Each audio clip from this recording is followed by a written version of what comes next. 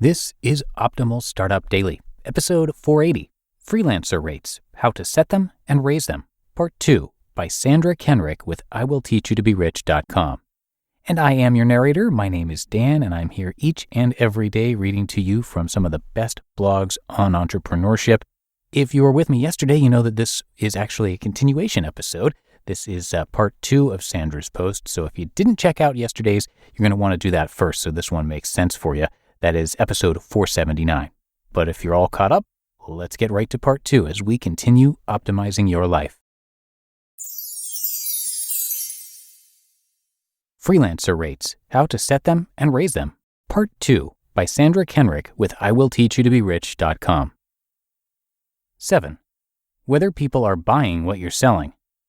It doesn't matter what rate you set, how much time you spend marketing, or even whether you're the cheapest on the block. If you're putting out a product that no one is buying, you're wasting your time. The opposite might also be disastrous for a decent rate. If people are buying and too many are selling, you might find yourself in a price war in no time. Think of the bidding sites such as Upwork and Freelancer. Many freelancers have made a substantial career out of freelancing just on those sites, but move the parameters to the lower end of the market. Suddenly, you're competing against hundreds of other freelancers who can offer the service at a fraction of the price you want to go in with. In fact, it's not uncommon to have to pay for more bids or higher placement in the queue just to get noticed, and then get paid $4 for an hour's work. You need to stand out from the crowd. And even if you're entering a saturated industry, you can still place your own spin on it. How to raise your freelancing rates. You've gone through the mission of pricing, landed a few great clients, and then 2 years down the line realized that your utilities, housing, and insurances have all gone up, but your rate hasn't increased. Here's a spoiler for those who come from corporate. There are no automatic rate increases when you're freelancing. Your clients are hoping that you'll stay none the wiser and keep the rate the same, all while their other providers have increased their rates religiously every year. Something to bear in mind, though, is that the passing of a year is not reason enough to increase your rate. You need to give your client some tangibles to have the upper hand in these negotiations. This is called value-based pricing. 1. Document your value. It's time to document the wins in your line of work. Are you a web designer that wrote code allowing your client's site to load twice as fast as before and improve the bounce rate from this to that? A graphic designer who helped your client build a household brand. You want to document the facts, the figures, how you add value, and what your contribution did to make a difference in their business. Profit increases, lead conversions, organic traffic, increased sales. The list is long, and these things matter. 2. Explain why the rate is increasing. Firstly, they need to know that the new rate makes sense to you and that you need to increase the rate as a good business practice. For instance, you've hired an assistant to take on some tasks or do research, which means a faster turnaround time, which can lead to more sales for your customer. Be sure to add some details to the why part of your request. While your client might balk at the thought of just an increase, they might feel differently if there's something in it for them. 3. Raise your rates with referral clients. It's not always easy to raise your rates with your existing clients for several reasons.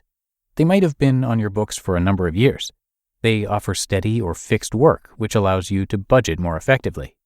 You're not the only freelancer on their books, and they'll simply divvy up the work between the remaining freelancers after they've given you the boot.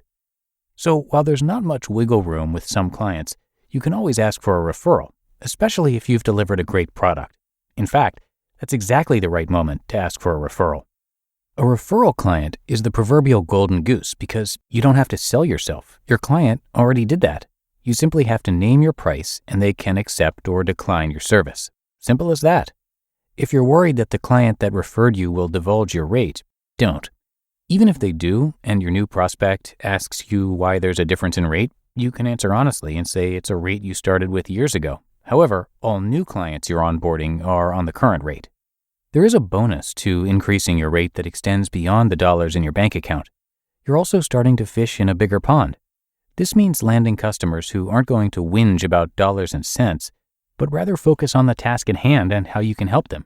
You'll also find that you're no longer called on to do the grunt work or multiple sessions of rework or answer your phone at all times of the day. You're working with professionals who focus on the task at hand and who know how to strike a balance. When you're not getting paid what you deserve, it's easy to fall into a trap where you might believe your work is not up to standard, doubting your ability can be crippling, and you'll be scraping the barrel, happy for a few crumbs here or there. But who wants to live like that? More importantly, how does that get you any closer to living your rich life?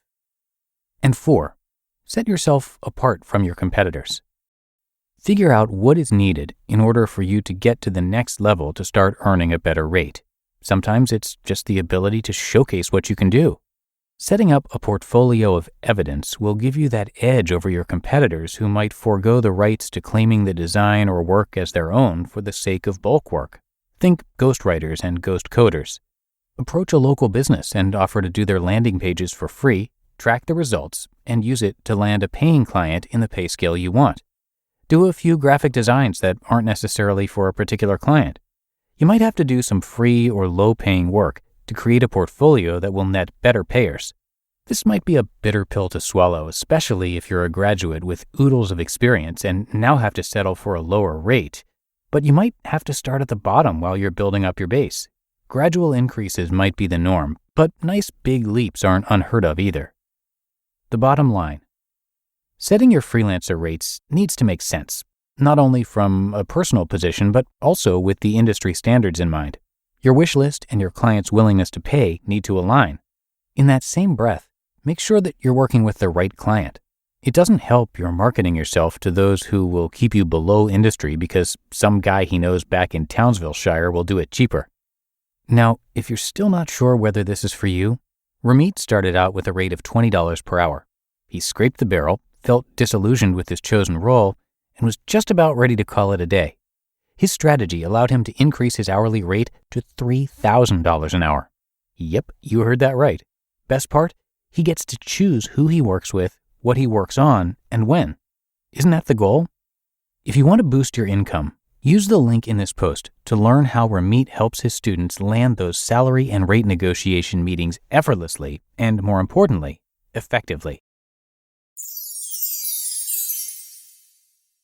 You just listened to part 2 of the post titled Freelancer Rates, How to Set Them and Raise Them by Sandra Kenrick with IWillTeachYouToBeRich.com. And that should do it for today here on Optimal Startup Daily. I hope you are having a great day and weekend, and I thank you so much for being here. And I will see you right back here tomorrow where your optimal life awaits.